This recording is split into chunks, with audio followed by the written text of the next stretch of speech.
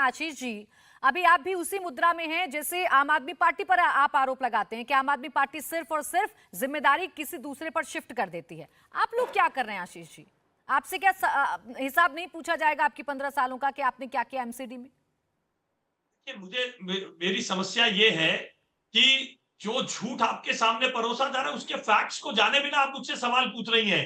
ये नजफगढ़ ड्रेन, ये जो ट्रांस यमुना के जितने बेसिन्स हैं, ये एमसीडी के पास नहीं है।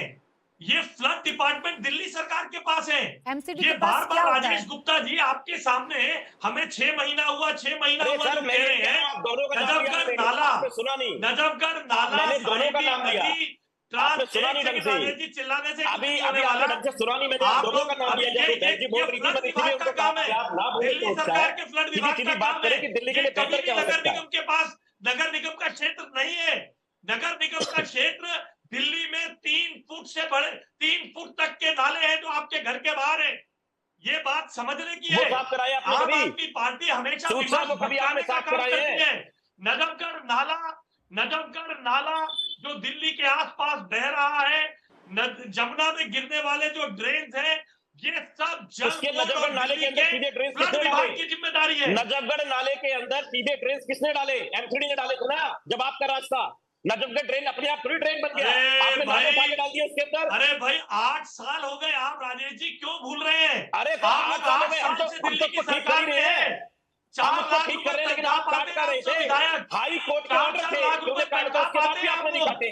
4 लाख हाई कोर्ट के ऑर्डर के बाद भी आप नहीं काट रहे थे। 4 लाख रुपए तनख्वाह पाते हैं। जो आप सारी बातें आपको दिल्ली में दिखाई देती है।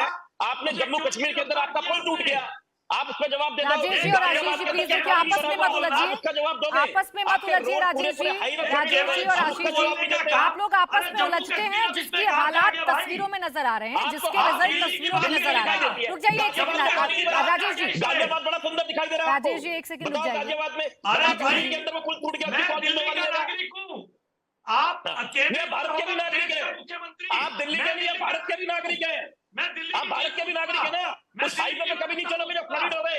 4 लाख रुपए तनख्वाह मेरे आप तो दिल्ली के नागरिक हैं।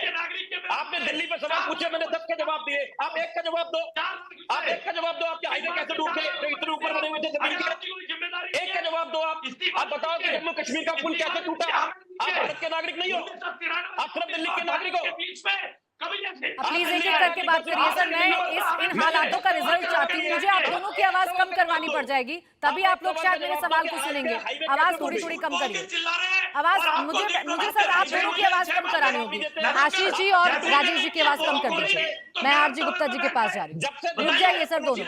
आरजी गुप्ता जी, ये तो आपस में एक दूसरे पर जिम्मेदारी शिफ्ट की जा रही है, क्या ऐसे जिम्मेदारी शिफ्ट करने से दिल्ली के हालात को बदला जाएगा? आपने जो सुझाव दिया उस सुझाव पर भी आपने जवाब सुन लिया, कितनी सजगता है, कितनी संजीदगी है? मुझे इतना मालूम है, कल सुबह से मैं काम शुरू कर सकता हूँ कि कैसे कैसे काम करें। डिटेल मेरे पास सब है, बड़ी आसानी से। मुझे कोई पैसा नहीं चाहिए गवर्नमेंट से, पेपर पे प्लान बना करके मैं स्टार्ट करवा सकता हूँ। But somebody has to with me administratively कि सब ठीक है, हम तैयार हैं, आप काम शुरू करा दो, मैं करा दूंगा। कितना वक्त लग कोई जाएगा? डाउट, जरा भी डाउट नहीं है। आरजी गुप्ता जी, अगर अभी काम शुरू हो जाए तो दिल्ली के समस्या को निपटाने के लिए कितना समय लगेगा? It depends on how much we work, how much we are serious, how much we have the money. कोई टाइम नहीं लगेगा। थिंकिंग चाहिए आदमी को, आदमी की हिम्मत चाहिए काम करने की, सब कुछ हो जाएगा। ये जरा भी डाउट वाली बात नहीं है। हाँ। कल सुबह से स्टार्ट करते हैं 10 बजे से। राजेश गुप्ता जी, तो यहाँ बैठे बैठे आपको सुझाव मिल रहा है कि कैसे आपको दिल्ली को सुधारना है, काम करने के लिए भी तैयार हैं आरजी गुप्ता जी। जाइए प्लीज आशीष जी, दिल्ली की चिंता है तो चर्चा करने दीजिए। मैं फिर आप दोनों की आवाज नहीं खोल पाऊंगी सर, अगर ऐसे ही आपस में उलझे रहेंगे तो। रुक जाइए आशीष जी, बोलिए राजेश जी। मैंने पहली लाइन से इस बात को कहा कि जिस तरीके से आपने डिबेट को शुरुआत करी, जैसे आपने डिबेट कराई, क्योंकि आजकल तो डिबेट भी ऐसे होती है कि हम ही नहीं कर पाते।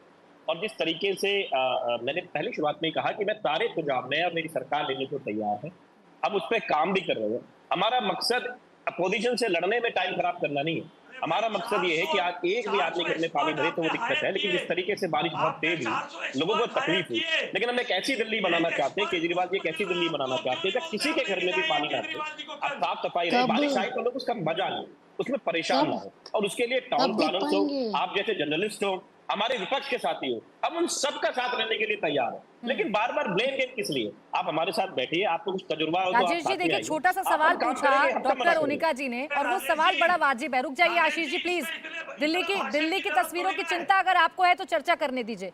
डॉक्टर ओनिका मल्होत्रा जी ने जो पूछा, शायद हर एक दिल्ली वासी पूछ रहा होगा कि कब देख पाएंगे बदली हुई दिल्ली, कितना और इंतजार करें? अभी मैंने अभी आपको कहा कि अभी कुछ ही समय पहले आपने देखा कि एमसीडी हमारे पास आई है। मोटे तौर पे जो एमसीडी के नाले हैं वो भी पीडब्ल्यूडी बेस में आते हैं, लेकिन आप यकीन मानिएगा इसमें बहुत तेजी से हम काम करना चाहते हैं और कर रहे हैं। और मुझे ऐसा लगता है कि आने वाली जो बरसात 8 साल आएगी, का भी कोई रिपोर्ट कार्ड है आपके पास? 8 साल में कितनी आपने दिल्ली को बदल दिया?